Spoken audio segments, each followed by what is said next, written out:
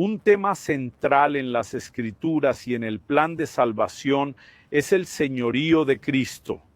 Es curioso que a pesar de ser algo tan importante, muchas veces no se comprende bien. Este es el tema de nuestra charla hoy. Vamos a hablar sobre el señorío de Cristo. Acompáñame y en unos minutos entenderemos mejor esta verdad bíblica.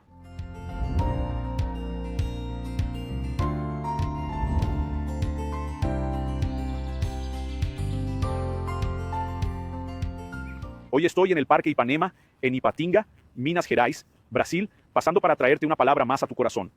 Quiero hablar sobre el señorío de Cristo, dividiéndolo en 3 episodios.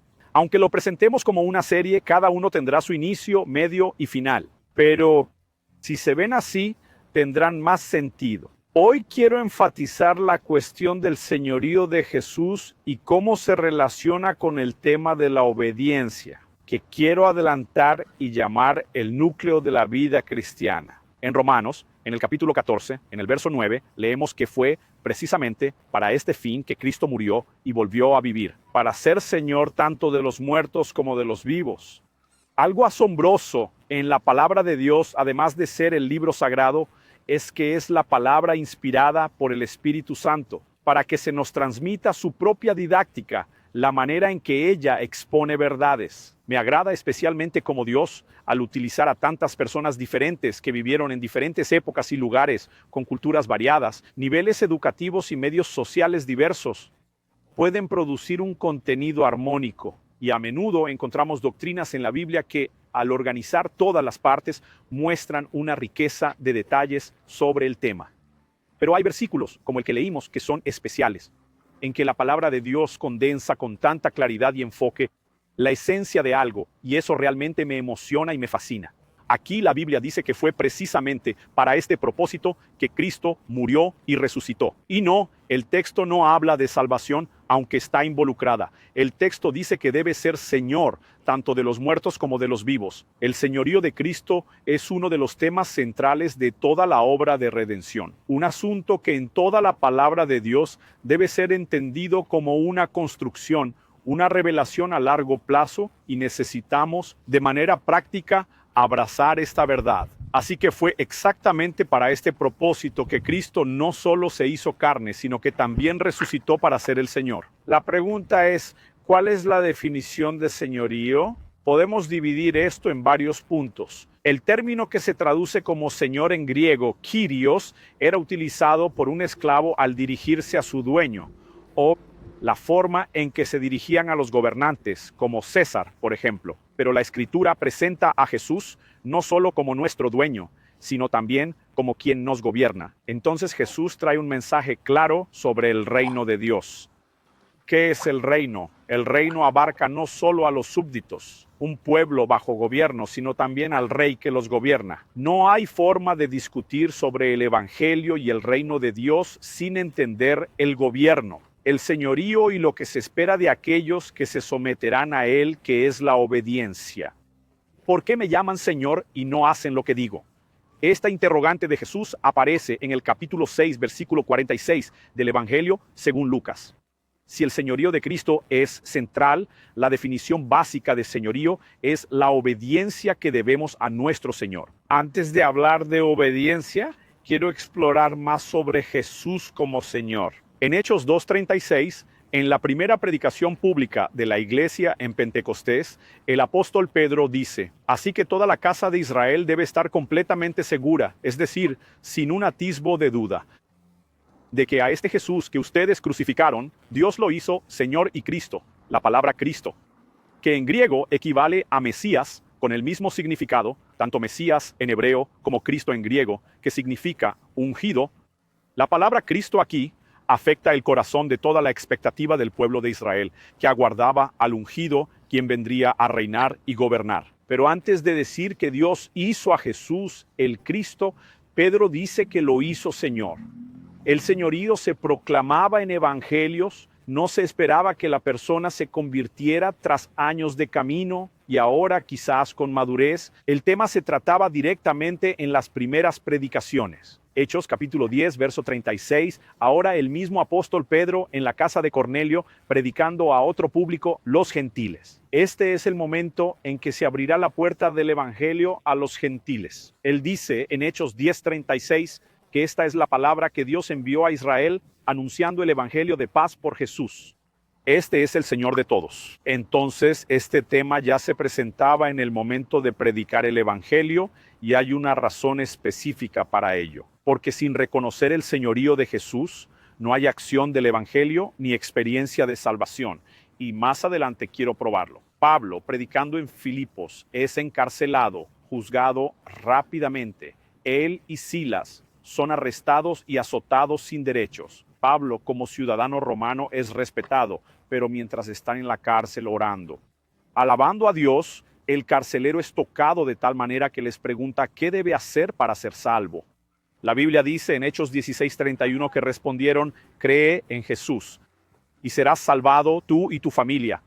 Cree en el Señor Jesús no era simple título, era la descripción de la persona en la que se debía creer. Kyrios, el Señor absoluto. Amo, el que posee, el gobernante, el rey. Entonces presentaban esta verdad desde el principio en la proclamación del Evangelio. En Romanos 10:9, el apóstol Pablo menciona que si confiesas con tu boca a Jesús como Señor y crees en tu corazón que Dios lo levantó de los muertos, serás salvo. Crecí en un hogar cristiano donde escuchaba a los predicadores decir que debes confesar a Jesús como Salvador, pero la verdad es que eso no está en las Escrituras. La Biblia dice que debes confesarlo como Señor. No estamos negando el hecho de que Él es Salvador. La Biblia dice que si confiesas al Señor, serás salvo. Él solo puede salvar porque es Salvador, pero Salvador no era el objeto de la condición. El objeto de la condición era Señor.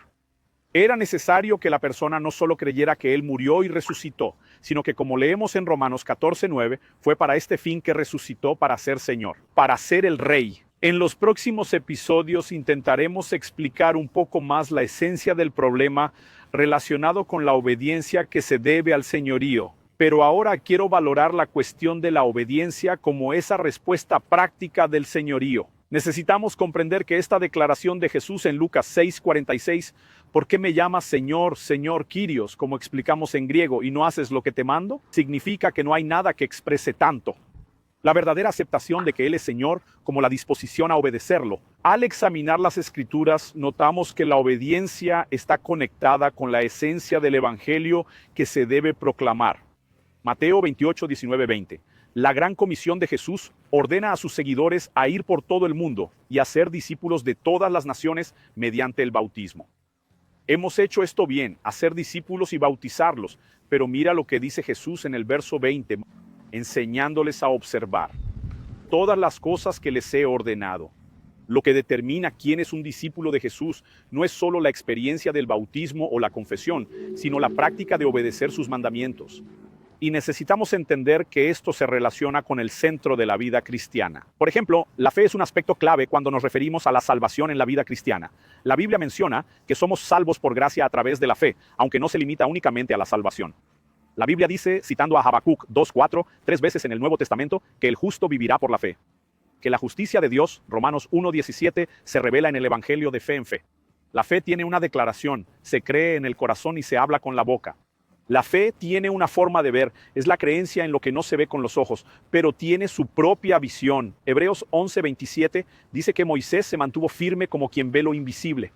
Sin embargo, la fe también implica acción. Santiago dice, muéstrame tu fe y yo, a través de mis obras, te mostraré la mía. La fe se manifiesta en obras. No nos referimos a obras que creen un sentido de mérito, ya que la Biblia no se contradice. Quien tiene fe actúa conforme a lo que cree. Y cuando tomas la definición de fe, no se puede ignorar el tema de la obediencia.